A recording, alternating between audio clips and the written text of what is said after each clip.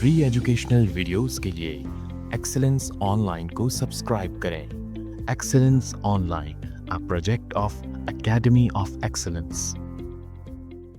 अस्सलाम वालेकुम, this is जाज अली। उम्मीद है कि आप खैरियत से होंगे। जैसा कि आप जानते हैं कि हम एकेडमी ऑफ एक्सीलेंस के गेस्ट पेपर को सॉल्व कर रहे थे और सेक्शन बी में क्वेश्चन नंबर 8 तक हमने कंप्लीट कर लिया था। आज हम 9 पर चलते हैं। 9 में जो क्वेश्चन हमारे पास है उसमें लिखा हुआ obtain the coefficient of x in the expansion of x square plus a square over x to the power 5। ये एक बाइनोमियल है जिसे एक्सपेंड करने पर 6 टर्म्स आएंगी और नंबर ऑफ टर्म्स पता लगाने का तरीका ये है कि अगर पावर 5 है तो एक ज़्यादा हो जाती है, यानी नंबर ऑफ टर्म्स पावर से एक ज़्यादा होती है। उन 6 टर्म्स में से हमें x जिसमें होगा उसका कोफिशिएंट फाइंड आउट करना है। कोई भी टर्म अगर हमें निकालनी होती है उसके लिए फार्मूला हम यूज़ करते हैं TR+1 NCR a to the power n minus r b की पावर r। याद रखिएगा, बाइनोमियल की कोई भी टर्म हो उसे पता लगाने के लिए हम ये फार्मूला इस्तेमाल करते हैं। a प्लस बी की पावर n, ये हमारे पास सूरत-ए-हाल होती है। जो फर्स्ट टर्म होती है उसे हम a नाम देते हैं, सेकंड टर्म को b नाम देंगे और जो पावर होगी उसे हम n नाम देंगे। आप देख सकते हैं कि जो फार्मूला है उसमें 3 आइटम्स यूज हो रहे हैं, a b n, और उसके अलावा एक चौथा आइटम यूज हो रहा है r, जो कि हमारे पास बाइनोमियल में मौजूद नहीं होता। जो टर्म हमें फाइंड आउट करनी होती है उससे हम जनाब r एक टर्म यूज कर रहे होते हैं। मिसाल के तौर पर अगर हमें 4 टर्म मालूम करनी तो r विल बी 3, क्योंकि हम जब यहां पर r की जगह 3 यूज करेंगे तो 3+1 हम ऑटोमेटिकली हमारे पास 4 बन जाएगा। तो जो टर्म आपको निकालना हो, जो भी टर्म इंडिकेट की गई है उस टर्म में से एक कम करने पर हमारे पास r आ जाता है। जैसे अगर मैं इस सवाल में डेटा बनाऊं तो a is x square, b is a square over x और n इज 5। यहां पर चूंकि हमें टर्म बताई नहीं गई, यानी ये नहीं कहा कि 5वीं टर्म निकालें, 6वीं टर्म, हमसे कहा उस टर्म का कोफिशिएंट बताएं जिसमें x मौजूद है, यानी x का coefficient the multiple of x हमें फाइंड आउट करना है। तो r इस वक्त तक डेटा के मुताबिक, क्वेश्चन के मुताबिक अननोन है।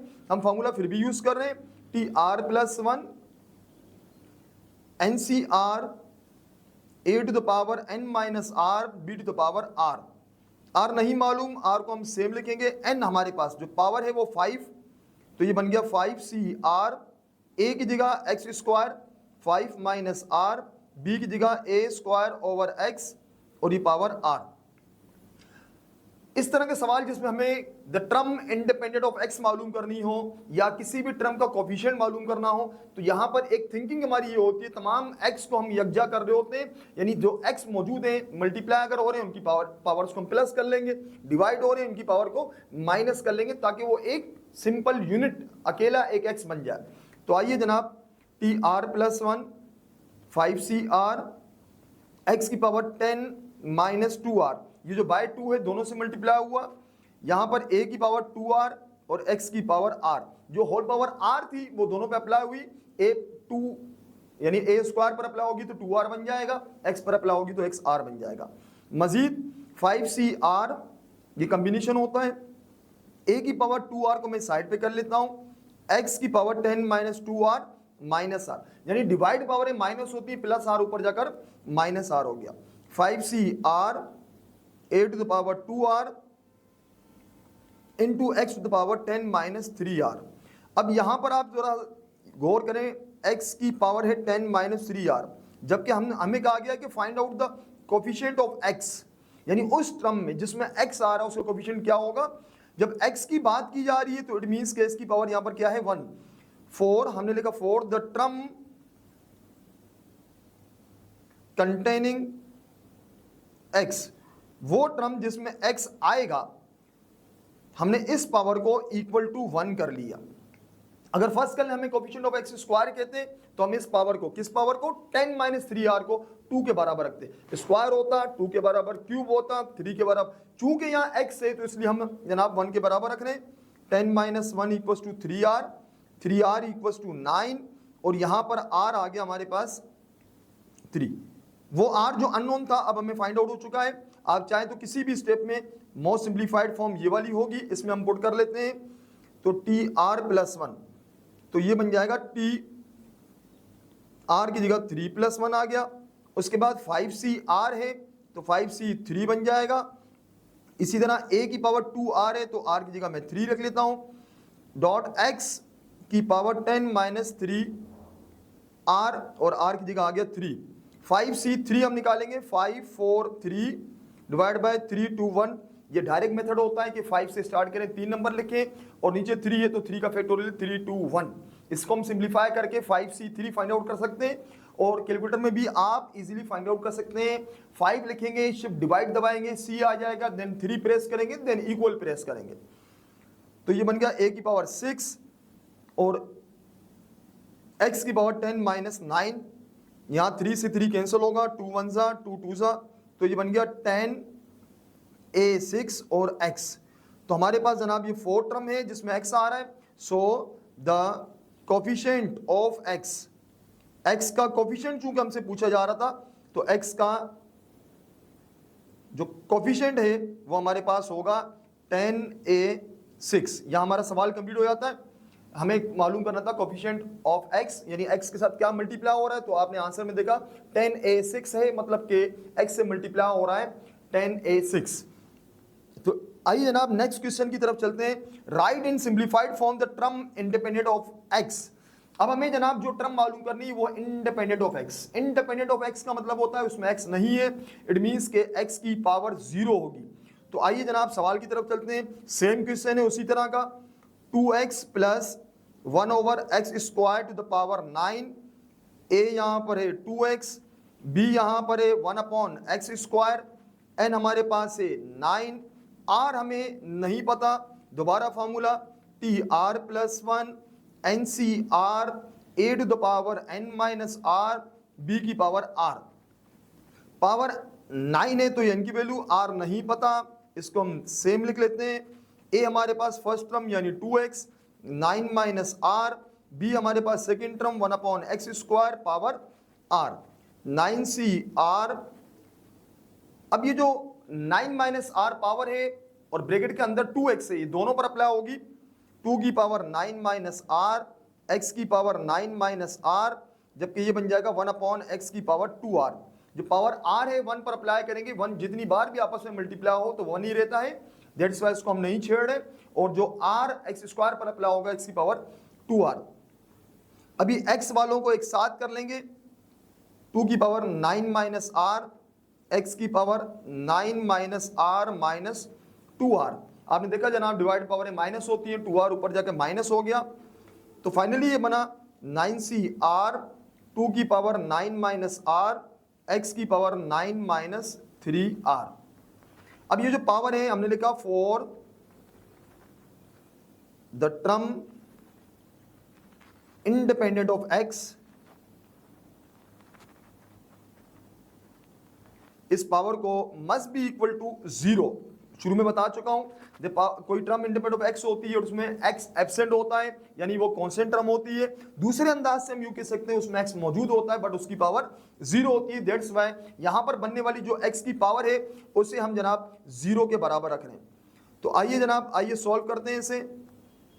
9 इक्वल्स टू 3r, तो r की अगेन वैल्यू जो ऑब्टेन हुई वो 3, और अब हम इस r को पुट करेंगे तो final last the simplified one, तो ये बन जाएगा t 3 प्लस 1 9cr है, 9c3 बन जाएगा। 2 की पावर 9 माइनस r है, 9 माइनस 3 बन जाएगा। x की पावर 9 माइनस 3, r की जगह दोबारा 3। 9c3 आप निकालेंगे तो कैलकुलेटर से निकाल लेते हैं, सिंप्लीफाई करना चाहे तो हम यहाँ कर सकते हैं। 9 8 7 3 2 1 और ये है 2 की पावर 6, x की पावर 9 माइनस 9 ये बन जाएगी 0, क्योंकि 3 3 9 और 9 माइनस 9 0 बन जाएगा। और ये हम जानते हैं कि पूरा 1 के बराबर होता है, इसको हम ओमिट कर लेते हैं। यहाँ कटिंग होगी, 3 1 जा 3 3 जा 2 1 जा 2 4 जा, तो 3 4 12 7 जा 84, ये हमारे पास आ गया 84 मल्टीप्लाई बाय 2 की पावर 6, ये हमारे पास बन जाएगा 64। 84 एंड 64 को हम यहाँ मल्टीप्लाई कर लेंगे टू गेट आवर आंसर, तो हमारे पास है 84 मल्टीप्लाई बाय 64, तो हमारे पास आंसर आ रहा है जनाब 5376। ये है हमारी fourth term and this term is independent of x। इसमें आप देख सकते हैं कि आंसर में कोई भी x मौजूद नहीं है। ये था क्वेश्चन नंबर 9 का सेकंड पार्ट। अब हम चलते हैं जनाब क्वेश्चन नंबर 10 की तरफ। क्वेश्चन नंबर 10 हमारे पास है, if f of x equals to x cube minus a x square plus b x plus 1, find the values of a and b. आप देख सकते हैं हमें एक फंक्शन दिया हुआ है, क्यूबिक पोलिनोमियल है हमारे पास ये, और एक्स क्यूब से चूंकि ये स्टार्ट हो रहा है, मैक्सिमम हाईएस्ट पावर इसकी 3 है। हमसे ए और बी की वैल्यूज जो आपको एक्स स्क्वायर के साथ ए नजर आ रहा है और एक्स के साथ बी, इसकी वैल्यू फाइंड आउट करनी है हमें जनाब। जो गिवन है वो ये, फंक्शन में जब 2 पुट करते हैं -3 आता है, -1 पुट करते हैं तो 0 आता है। तो आइए जनाब सवाल की तरफ चलते हैं। फंक्शन हमारे पास है f of x equals to x cube minus a x square plus b x plus 1। हमें जनाब values of a and b find out करनी है। हमें बताया गया कि फंक्शन में जब 2 पुट किया था तो ये -3 के बराबर है, और 1 पुट करेंगे, -1 पुट करेंगे तो ये 0 के बराबर हो।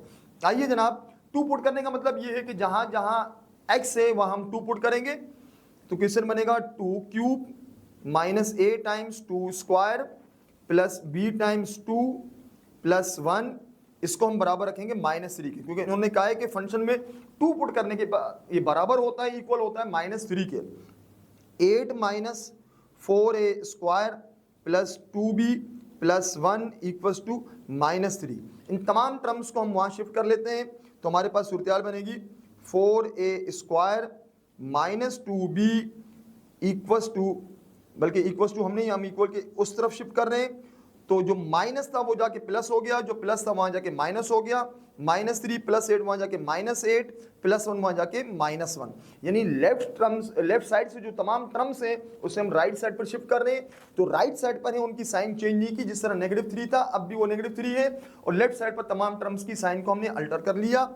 4a square minus 2b minus 12 equals to 0। आप देख सकते हैं -3 -8 -11 और -11 -1, ये तो बन जाएगा -12। यहाँ आप देख सकते हैं कि 4 कॉमन आ रहा है, ए स्क्वायर, बल्कि 2 हम यहाँ पर कॉमन लेंगे। जब हम यहाँ 2 कॉमन लेंगे तो 2a square minus b minus 6 equals to 0, 2a square minus b minus 6 equals to 0। जब हमने फंक्शन में 2 पुट किया तो वो -3 के बराबर है। अब हम पुट कर रहे हैं जनाब फंक्शन में -1, तो जहां जहां हमारे पास x है अब वहां पर -1 पुट किया जाएगा। -1 क्यूब माइनस ए टाइम -1 स्क्वायर प्लस b के साथ -1 प्लस 1 इक्वल्स टू, इसको हम बराबर रखेंगे 0 के, तो ये बन जाएगा -1 माइनस ए, -1 का जब हम स्क्वायर करेंगे 1 बनेगा, -b प्लस 1 इक्वल्स टू 0। तो हमारे पास सूरत बन गई जनाब। यहाँ पर आप देख सकते हैं कि राइट साइड पर ये 4a बनेगा, 4a स्क्वायर नहीं होगा, तो हमारे पास ये एक लीनियर इक्वेशन बन रही है। इसी तरह यहाँ पर भी हम वही काम करेंगे जो हमने पहले किया, हम शिफ्टिंग कर लेंगे, -1 minus a minus b plus 1 equals to 0। आप देख सकते हैं -1 प्लस 1 कैंसिल हो रहा है, तो a plus b equals to 0। आपने देखा जनाब कि जो -a माइनस b था उसको हम राइट साइड पे कर लेंगे, तो ये बन जाएगा a प्लस b। तो a की वैल्यू आ गई जनाब -b, यहाँ से हम a की वैल्यू निकाल रहे हैं -b, और उसे हम यहाँ पुट करेंगे, जहाँ a है वहाँ पर -b पुट कर लिया, -b minus 6 equals to 0, -2b minus b minus 6 equals to 0, तो ये बन जाएगा -3b माइनस 6 इक्वल्स टू 0, और हम शिफ्ट कर लें तो -3b वहाँ जाके +3b इक्वल्स टू -6, और b आगे जनाब -6/3, तो b की वैल्यू हमारे पास आ गई -2। b अगर -2 है तो a हमारे पास होगा जनाब +2। उसकी वजह यह है कि रिलेशन बता रहा है a and b are the additive inverse of each other, a -b के बराबर है, और b की जो साइन है वो माइनस में है, इसको चेंज करेंगे तो प्लस आ जाएगी।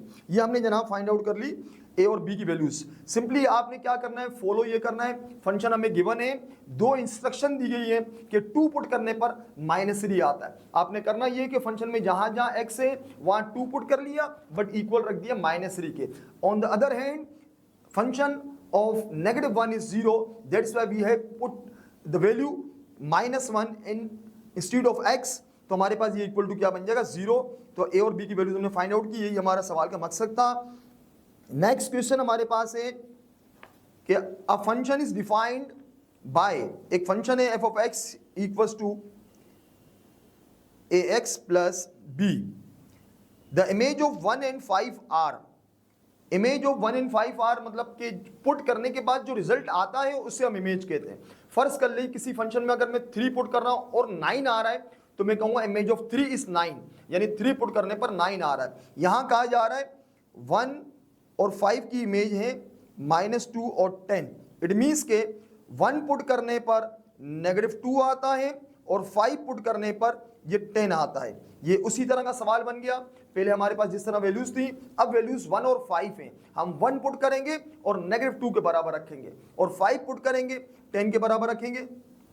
तो आइए जनाब क्वेश्चन में जहां जहां जो हमारे फंक्शन है x प्लस बी, उसमें x की जगह हम 1 पुट करने जा रहे हैं प्लस बी और ये बराबर होगा -2 के, जबकि दूसरी तरफ हम x की जगह 5 पुट करेंगे तो ये बराबर होगा 10 के। तो ये बन गया a plus b equals to -2, 5a plus b equals to 10। ये इक्वेशन 1 और ये इक्वेशन 2, इनको हम साइमल्टेनियस सॉल्व करेंगे बाय सब्स्टिट्यूशन, एक से वैल्यू निकाल कर दूसरे में पुट की जाएगी। तो हमने लिखा फ्रॉम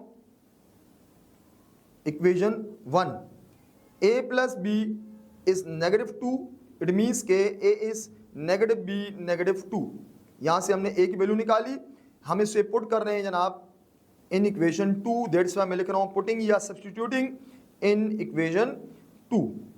इक्वेशन 2 हमारे पास है जनाब 5a plus b equals to 10, it means के a हम हटाकर -b -2 कर लेंगे plus b equals to 10, -5b -10 plus b equals to 10, -10 वहां जाके प्लस 10 होगा तो ये बनेगा -5b प्लस b -4b, जबकि 10 वहां जाके प्लस होगा तो ये बन जाएगा 20। सो b की वैल्यू हमारे पास आ गई 20/4, इट मीन्स के b हमारे पास आ गया -5। अब हमने रिलेशन बनाया था a is equals to -b -2, तो नेगेटिव b की जगह -5 -2 माइनस माइनस प्लस 5 - 2 इज 3। ये हमारे पास a की वैल्यूज आ गई जो हमारी रिक्वायरमेंट थी to find out the values of a and b। अब आते हैं जनाब नेक्स्ट क्वेश्चन 11 पर। क्वेश्चन नंबर 11 कह रहा है find the point of intersection of the functions 2x + y = 5 and x + y = 4 where y is the function of x।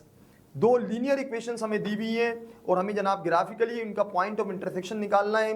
Point of intersection मतलब ये देखिए, जो लीनियर इक्वेशन होती है उसका ग्राफ हमेशा स्ट्रेट लाइन होता है। दोनों लीनियर इक्वेशन है तो दोनों का ग्राफ जो है वो एक स्ट्रेट लाइन होगा।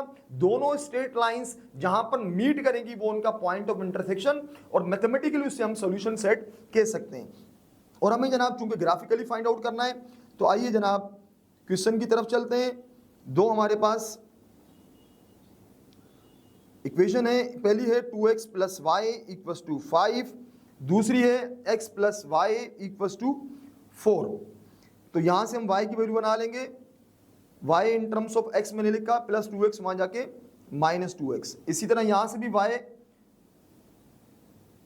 हम यहां पर y की वैल्यू निकालेंगे 4 - x, ये हमारे पास सूरत बन जाएगी। इसका हम बनाएंगे जनाब ग्राफ। आइए जनाब डिफरेंट वैल्यूज हम पुट करते हैं। पहले हम यहां पुट कर रहे हैं जनाब 1, यहां पर मैं हेडिंग लगा रहा हूं 4x = 1, y 5 - 2, x की जगह 1, 5 - 2 इज 3। तो आपने देखा जनाब जब मैंने 1 पुट किया तो हमारे पास ये आ गया 3। इसको हम ऑर्डर पे फॉर्म में 1, 3 लिखेंगे। याद रखिएगा जब इस तरह के ग्राफ की क्वेश्चन हो तो कम से कम 4 आपको ऑर्डर पेयर्स निकालने होते हैं। ये बेस्ट होता है कि आपका ये मालूम हो जाएगा कहीं अगर मिस्टेक हो रही है तो इजीली आप फाइंड आउट करेंगे, क्योंकि हम किसी स्ट्रेट लाइन यानी लीनियर इक्वेशन को सॉल्व करके उसके चारों पॉइंट्स को जब ड्रॉ करेंगे वो एक स्ट्रेट अक्रॉस एक लाइन बननी चाहिए, एक सीध में ही वो पॉइंट्स होने चाहिए जिससे हमें इशारा मिलता है। अगर वो चारों सीध में होते हैं इट मीन्स कि हम सही अपना काम कर रहे हैं। वैसे अगर देखा जाए तो किसी लाइन को डिफाइन करने के लिए 2 पॉइंट डिस्टिंक्ट वाले नेसेसरी होते हैं, 2 पॉइंट से भी काम हो सकता है लेकिन 4 यहाँ पर बेस्ट होते हैं। एक्स अब हम पुट कर रहे हैं जनाब 2, पहले 1 पुट किया, 5 - 2 ब्रैकेट में 2 2 2 ये बन जाएगा 4 और ये आ गई y की वैल्यू 1। तो आपने देखा जब मैंने 1 पुट किया तो 3 आया और जब 2 पुट किया तो आंसर हमारा 1 आया। अब हम आते हैं जनाब 2 के बाद हम पुट कर रहे हैं जनाब 3 4 x = 3, जहाँ पर x से अब हम वहाँ यूज़ कर रहे हैं जनाब 3 2 3 6 एंड 5 - 6 इज़ -1। तो आपने यहाँ पर देखा कि जब मैंने 3 पुट किया तो आंसर आया -1। अब हम एक काम करते हैं कि नेगेटिव वैल्यू पुट कर लेते हैं एक आध। तो मैं यहाँ पुट कर रहा हूँ 4 x = -1। ये कोई ज़रूरी नहीं होता कि आप सारी वैल्यूज पॉजिटिव पुट करें या ना करें, आपकी मर्जी है, लेकिन मैं चाहता हूं कि मेरा ग्राफ जो वो एक्सटेंड हो, आगे की तरफ जाए और मुझे मालूम हो कि एग्जैक्ट शेप क्या है इसकी। तो y = 5 - 2 -1 5 माइनस ये प्लस हो जाएगा, 2 1 = 2 और ये आया जनाब 7। तो y हमारे पास आ गया 7। ऑर्डर पेयर फॉर्म में लिखूंगा तो -1, 7। ये हमने फर्स्ट इक्वेशन के 4 ऑर्डर पेयर्स मालूम किए, यानी एक ही स्ट्रेट लाइन के 4 डिफरेंट पॉइंट्स पता लगाए। अब मैं यही काम जो है वो दूसरी इक्वेशन के साथ करूंगा, उनके भी 4 ऑर्डर पेयर्स मालूम कर लेता हूं। पहला हमारे पास पॉइंट है जनाब, वही हम काम करते हैं 4 x = 1 y = 4 - x से तो यहाँ 1 आ जाएगा, तो ये आ गया 3। तो 1 पुट करने पर सिंपली क्या आ गया 3। तो हमारे पास है जनाब 1, 3। सेकेंड पॉइंट हमारे पास हम पुट कर लेते हैं 2 4 x = 2। आप ये स्टेप वाइज शो करें तो ज़्यादा अच्छा है। y = 4 - 2 y आ गया जनाब 2।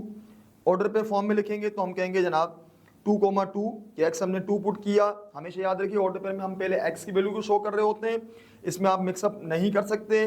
अगर आप आगे पीछे कर लेंगे तो ये जनाब आपके ग्राफ में इशू बन जाएगा। x = 3 पर आते हैं, y = 4 - x की जगह 3, 4 - 3 = 1। तो हमारे पास जनाब जो ऑर्डर पे ऑब्टेंड हुआ वो है 3, 1। और लास्ट में हम उसी तरह एक काम कर लेते हैं, एक नेगेटिव वैल्यू भी पुट कर लेते हैं 4 x = -1।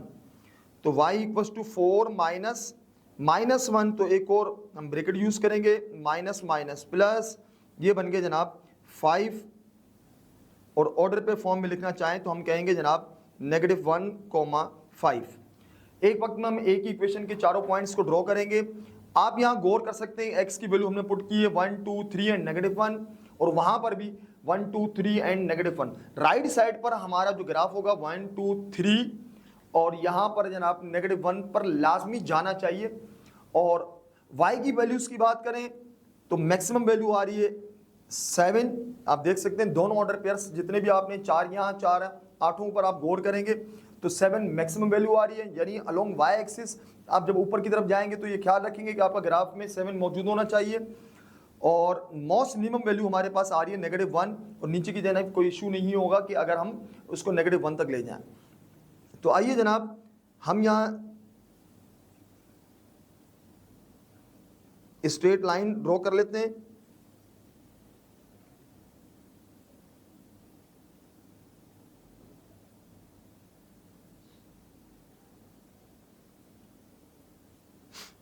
और उसके बाद आपने जनाब x की वैल्यूज ले जानी है मैक्सिमम 3 एंड -1 तक। ये हमारा 0, ये अप्रोक्सीमेटली रफ डायग्राम में बना रहा हूँ, यानी कि अब मैं कोई स्केल से मेजरमेंट या नहीं कर रहा, आपने स्केल यूज करना है। और ये जो डिस्टेंस होता है, वैकेंट स्पेस होता है, यानी 2 डिविजन्स ये डिजिट्स के बाद वो आपने इक्वल रखना होता है। उसके बाद ये 2 और ये हमारा 3,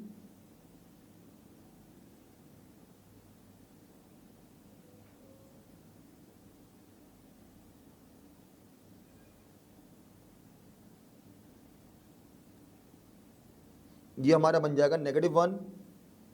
इसी तरह ऊपर चलेंगे तो 1 2 3 4 5 6। मैं कोशिश कर रहा हूँ कि मेरे डिविजन्स बिल्कुल इक्वल आ जाएं।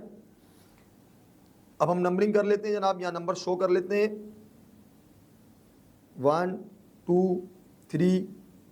ये -1 बीच में, ये हमारे पास ओरिजिन जो होता है इसमें x की वैल्यू और y की वैल्यू दोनों 0 होती हैं। 1 2 3 4 5 6 और ये 7 तक।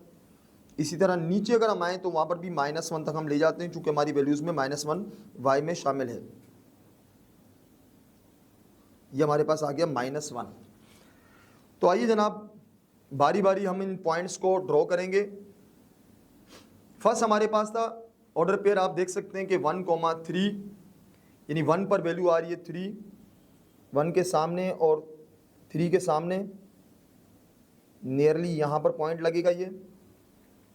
उसके बाद दूसरी वैल्यूज़ पर आते हैं। दूसरा ऑर्डर पर हमारे पास है 2 1, यानी x की वैल्यू 2 है, y की वैल्यू 1, x2 और y हमारे पास आ गया 1, ये नियरली यहाँ पर आएगा।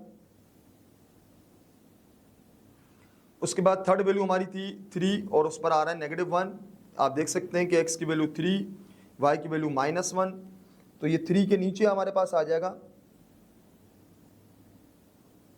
मैं इनको हाईलाइट करने के लिए सर्कल बना लेता हूं। और फोर्थ वैल्यू हमारे पास थी -1 और 7, तो -1 पर हमारे पास आ रहा है 7। उसके बाद हमारे पास फोर्थ वैल्यू है -1 पर 7, तो -1 और ये 7 के सामने हम यहाँ पर यूज़ कर लेते हैं। इसको मैं थोड़ा सा पीछे कर देता हूँ, मुझे डिस्टेंस यहाँ पर ज़्यादा दिख रही है। ऑलमोस्ट समझ लें कि ये हमारे पास -1 है और ये -1 और 7 के सामने ये पॉइंट हमारे पास लग जाएगा। और आप देख सकते हैं कि चारों पॉइंट्स आपको कोलिनियर लग रहे हैं, यानी कि अगर आप चाहें तो इनमें से एक स्ट्रेट लाइन पास कर सकते हैं। तो मैं यहाँ पर कोशिश कर रहा हूँ, ये आपको, ये हमारी जनाब फर्स्ट इक्वेशन की ग्राफ स्ट्रेट लाइन की सूरत में। नेक्स्ट हमारे पास आते हैं जनाब, ये है 1 और 3 जो कि हमने ऑलरेडी ड्रॉ कर लिया। 1 पर 3, ये देखिए आप, ये पॉइंट यहाँ पर जो x की वैल्यू 1 और 3 ये हमने सामने हो जाएंगे। उसके बाद सेकंड हमारे पास है 2,2, x की वैल्यू 2 और y की वैल्यू 2, यानी ये इस तरह से पॉइंट बन जाएगा। 2 के सामने ये ऑलमोस्ट यहाँ पर पॉइंट आएगा। इसको हाईलाइट कर लेते हैं। उसके बाद थर्ड हमारे पास पॉइंट है 3,1, x की वैल्यू 3 और y की वैल्यू 1, तो 3 के सामने और 1 के सामने ये पॉइंट लगेगा। और लास्ट पॉइंट है -1,5, x की वैल्यू -1 और y की वैल्यू 5, ये ऑलमोस्ट यहाँ पर पॉइंट लगेगा। यहाँ पर भी आप देख सकते हैं कि जनाब ये एक स्ट्रेट लाइन बन रही है, इसे हम कनेक्ट करेंगे।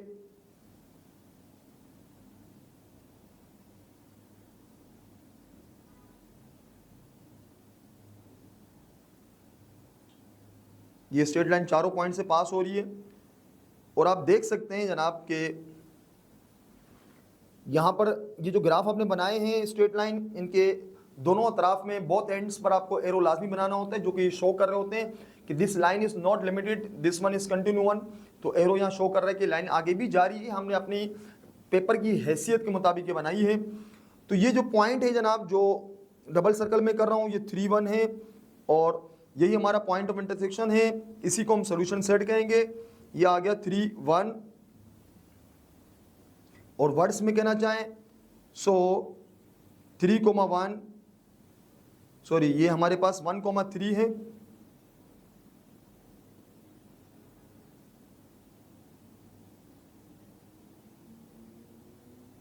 One comma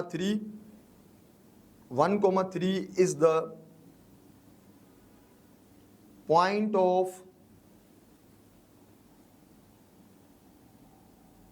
intersection of given straight lines. याद रखिएगा, मैं इसे स्ट्रेट लाइन इसलिए कह रहा हूं कि हर लीनियर इक्वेशन एक स्ट्रेट लाइन को रिप्रेजेंट कर रही होती है, और हमने इसका ये point of intersection find out कर लिया।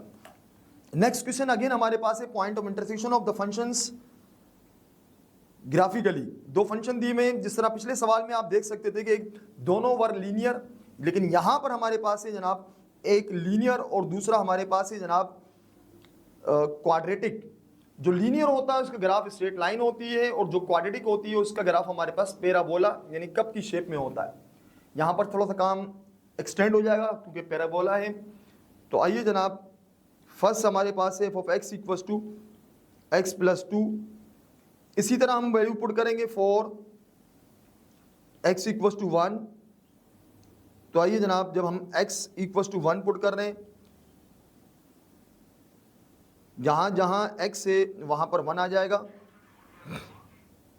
और ये बन जाएगा 1 प्लस 2। 1 पुट करने पर हमें ऑब्टेंड हुआ 3। ऑर्डर पेयर हमारा बनेगा 1,3। 1 पुट करने पर 3 ऑब्टेंड हुआ। अब आते हैं जनाब नेक्स्ट वन, दूसरा point for x equals to 2। तो आप देख सकते हैं कि जनाब जब मैं 2 पुट कर रहा हूं तो ये बन जाएगा 2 प्लस 2 यानी 4, और ऑर्डर पर हमारे पास आएगा 2,4। नेक्स्ट हम आते हैं जनाब, अब हम पुट कर लेते हैं x इक्वल्स टू 3। तो f ऑफ 3, तो आप देख सकते हैं कि ये हमारे पास फंक्शन था x प्लस 2, तो ये 3 प्लस 2 बन जाएगा यानी 5। ऑर्डर पर हमारे पास आ गया जनाब 3,5 यानी x की वैल्यू 3 और y की वैल्यू 5। तीन वैल्यूज हमने पुटेंड की। अब हम एक नेगेटिव वैल्यू ले लेते हैं, या हम 0 भी यहाँ ले सकते हैं। मैं 0 ले लेता हूँ, f ऑफ 0 यानी ये बन जाएगा 0 प्लस 2 और आंसर आएगा 2। ऑर्डर पर हमारे पास आ गया 0,2 यानी 0 पुट किया और 2 आ गया। अब आते हैं जनाब हम दूसरे फंक्शन की तरफ। दूसरा फंक्शन हमारे पास है जनाब g of x equals to x square minus 4x plus 6। अच्छा, ये जब हम ग्राफ बनाते हैं तो ये एक पैराबोला होता है, और पैराबोला का जो ये पॉइंट होता है जिससे वो अपने एक्सिस से मीट करता है उसे हम कहते हैं वर्टेक्स। वर्टेक्स का जो एक्स कंपोनेंट होता है उसका फॉर्मूला -b/2 है। ये एक छोटी सी ट्रिक बता रहा हूँ, -b/2 है। आप यहाँ से वैल्यू देख सकते हैं कि एक्स स्क्वायर के साथ 1, एक्स के साथ -4 और कॉन्स्टेंट 6 है। यहाँ वैल्यू पुट कर लेते हैं, माइनस b की वैल्यू -4, 2 a की वैल्यू 1, तो ये आ गया 4/2, आंसर आ गया 2। यानी वर्टेक्स जो है वो 2 पर लाई कर रहा है। अब हमने ये वर्टेक्स का x फाइंड आउट कर लिया। यानी जो वर्टेक्स पैराबोला का जो ये पॉइंट होता है उसमें 2 वैल्यूज होती है। इन 2 वैल्यूज की हमने फर्स्ट वैल्यू फाइंड आउट कर ली। तो इससे हमें अंदाजा हुआ, देखिए पैराबोला है कप की शेप में, मैं अपनी मर्जी से पॉइंट पुट करूंगा, पैराबोला के पॉइंट्स आएंगे। अब स्ट्रेट लाइन में तो एक ही सीध होती है, पैराबोला में कप एक तरफ से गिर रहा होता है, दूसरी तरफ से अप हो रहा है। तो अगर मैं कुछ ऐसे पॉइंट पुट कर लूं जो कि मैं नहीं जानता, और मे बी कि वो सारे पॉइंट पैराबोला के अपिंग कंडीशन के हों, तो इसलिए हम वर्टेक्स फाइंड आउट कर लेते हैं रफ वर्क में। और फिर अगर आप वर्टेक्स की वैल्यू हमें पता है तो हम 2 वैल्यूज से पीछे, 2 वैल्यूज इसके बाद ले लेते हैं, ताकि हमें पैराबोला की यानी कप की शेप मालूम हो सके। तो ये आसान सी ट्रिक है। सबसे पहले आप रफ वर्क में जाएंगे, x इक्वल्स टू -b/2a करेंगे, जिससे आपको वर्टेक्स के x की वैल्यू यानी एब्सिसा की वैल्यू, पहली वैल्यू हमें पता लग जाएगी। 2 का मतलब है वर्टेक्स 2 पर लाई कर रहा है। अब इससे पहले 2 वैल्यूज हम ले लेंगे, एक हम ले लेते हैं 1 और एक ले लेते हैं 0। 2 के बाद 2 वैल्यूज लेंगे 3 और 4। इट मीन्स के 0, 1, 2, 3, 4 ये वैल्यूज हम पुट करेंगे, जिससे 2 दरमियान में आ रहा है। आइए जनाब, पहले हम पुट कर लेते हैं 0, x इक्वल्स टू 0। इस फंक्शन में जहां जहां x है वहां 0 आ जाएगा। 4 times 0 plus 6, 0 minus 0 plus 6, answer आ गया 6। तो हमारा जो यहाँ पर ऑर्डर पेयर बनता है वो है 0,6। अब आते हैं जनाब नेक्स्ट, 1 पुट कर लेते हैं 4, x इक्वल्स टू 1। जहाँ जहाँ x है वहाँ पर 1 पुट कर लेंगे इस फंक्शन में। तो हमारे पास कंडीशन बन जाएगी 1 माइनस 4 प्लस 6, तो आंसर आ गया 3। इट मीन्स के ऑर्डर पेयर आ रहा है 1,3। अब आते हैं जनाब third value for x equals to 2। तो जहां जहां x है वहां पर हम 2 पुट कर लेंगे। 2 स्क्वायर माइनस 4 टाइम्स 2 प्लस 6, 2 का स्क्वायर 4, 2 ज़ा 8 प्लस 6, ये आंसर आ गया 2। तो g ऑफ 2 हमें ऑब्टेंड हुआ 2, यानी कि ऑर्डर पेयर आ गया 2,2, x की वैल्यू 2 और y की वैल्यू 2। अब हम पुट कर रहे हैं जनाब 3। इस फंक्शन में जहां जहां x है वहां आ जाएगा 3।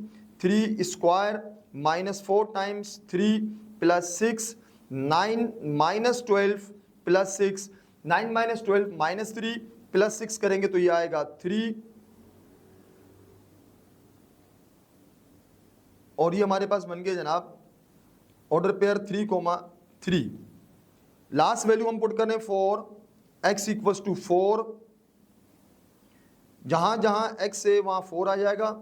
4 स्क्वायर माइनस 4 टाइम्स 4 प्लस 6, 4 4 ज़ा 16, ये भी 16 बनेगा। माइनस 16 प्लस 16 कैंसिल होगा तो आंसर आएगा जनाब 6। ये है जनाब जी 4, यानी ऑर्डर पेयर आ गया 4,6। आइए जनाब इनको ड्रॉ करते हैं। 4 पॉइंट स्ट्रेट लाइन के और ये 5 पॉइंट्स पैराबोला के हैं। एक्स की वैल्यूज पर गौर करें, 1 2 3 एंड 0। यहाँ पर है 1 2 3 0 और मैक्सिमम 4 तक जा रही है। नेगेटिव वैल्यू एक्स की हमारे पास नहीं है। हम ग्राफ बनाते हैं जनाब। ये हमारा एक्स एक्सिस, ये हमारा वाई एक्सिस 0, ये 1 2, ये बन गया 3। इक्वल वैकेंट स्पेस के बाद आप ये डॉट्स लगा रहे हैं। इसी तरह -1 -2 और ये है -3। चारों जो हमारे पास x और y एक्सिस है इसके चारों एंड्स पर एरो ज़रूर लगाएंगे आप। और y की वैल्यूज़ पर अगर हम गौर करें तो हमारे पास ये आ रही है 4 5 मैक्सिमम आ रही है और एक जगह आ रही है 6। इट मीन्स कि जब हम ग्राफ बनाएंगे तो 6 तक हमें जाना होगा। 1 2 3 4 5 और ये हमारे पास बन गया 6। आइए जनाब हम ड्रॉ करते हैं इन पॉइंट्स को। स्ट्रेट लाइन की बात करें तो पहला पॉइंट हमारे पास है 1,3 आप देख सकते हैं। फिर 2,4 1 2 3 4 ये नंबरिंग कर लेते हैं। -1 -2 -3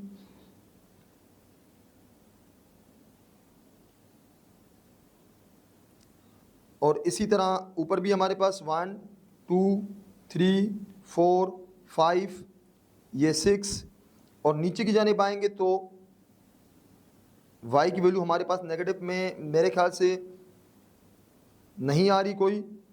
और नेगेटिव में अगर वैल्यू लिखना चाहें तो हमारे पास आ जाएगी -1 और ये -2।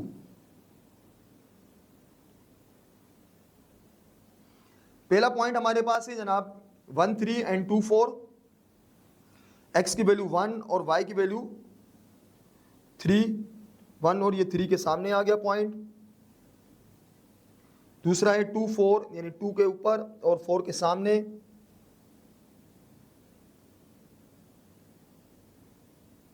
ये हमारे पास ऑलमोस्ट इस जगह पर पॉइंट आएगा। थर्ड वैल्यू हमारे पास है जनाब 3 5 एंड 0 2।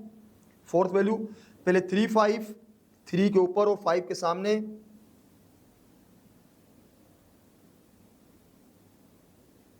ये ऑलमोस्ट यहां पर आएगा जनाब। और 0 2 देखिए x की वैल्यू 0 है और y की वैल्यू 2 है तो इट मीन्स कि ये हमारे पास इसी तरह रहेगा। y एक्सिस पर आएगा क्योंकि x की वैल्यू 0 है तो y की वैल्यू 2 y एक्सिस पर हम ड्रॉ करेंगे। तो ये हमारे पास स्ट्रेट लाइन का ग्राफ बन रहा है। इनसे मैं कनेक्ट करने की कोशिश करूंगा। विद इन एक स्ट्रेट लाइन ये लाई करने हैं। सारे पॉइंट्स कोलिनियर हैं। इस तरफ ही मैं बढ़ा देता हूं और एरो लगा लेता हूं।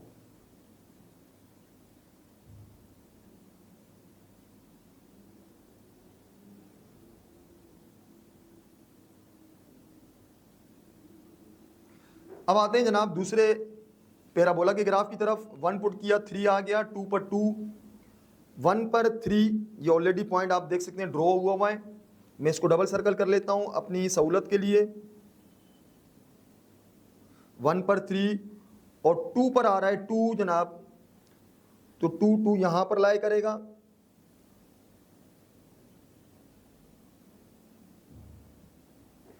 और 0 पर हमारे पास आ रहा था जनाब 6, तो ये 6 पर y लाई करेगा। x की वैल्यू 0 है, y की वैल्यू 6। इसी तरह हमारे पास एक और पॉइंट है 3,3, 3 पर वैल्यू आ रही है 3 जनाब।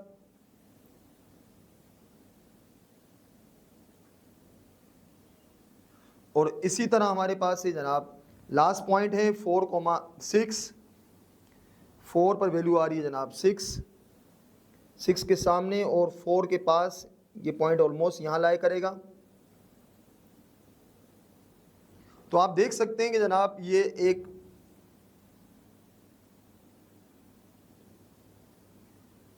पैराबोला बन रहा है। ये कर्व ऊपर की जानिब जा रहा है, पैराबोला का ये पोजीशन, और ये दूसरी, ये हमने जनाब स्ट्रेट लाइन भी बना दिया और पैराबोला का ग्राफ भी बना दिया। दोनों आर इंटरसेक्टिंग 8। ये पॉइंट है हमारे पास 1,3, ये पॉइंट है हमारे पास ऑलमोस्ट 4,6, और ये हमारा वर्टेक्स है जो कि 2,2। आप चाहें तो यहां डिफाइन कर सकते हैं कि वर्टेक्स इज 2,2 और point of intersection of f of x and g of x। पहला फंक्शन f of x था।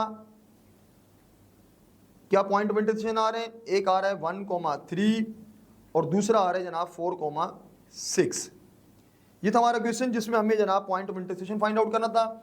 याद रखिएगा पैराबोला बनाने के लिए आप पहले वर्टेक्स बना रहे होते हैं, वर्टेक्स ढूंढ रहे होते हैं, उसके लिए -b/2a फॉर्मूला लगाएंगे। रफ वर्क में x की वैल्यू आएगी, जो भी x की वैल्यू आए उससे नेक्स्ट 2 वैल्यूज और उसके बैक में 2 वैल्यूज लेंगे। उससे आपके पास पैराबोला का जब वर्टेक्स हमें पता है तो उसके आगे के 2 पॉइंट और उसके पीछे के 2 पॉइंट पता होंगे, जिससे इजीली आप पैराबोला जो है वो डिफाइंड कर सकते हैं, यानी उसको इजीली पता लगा सकते हैं।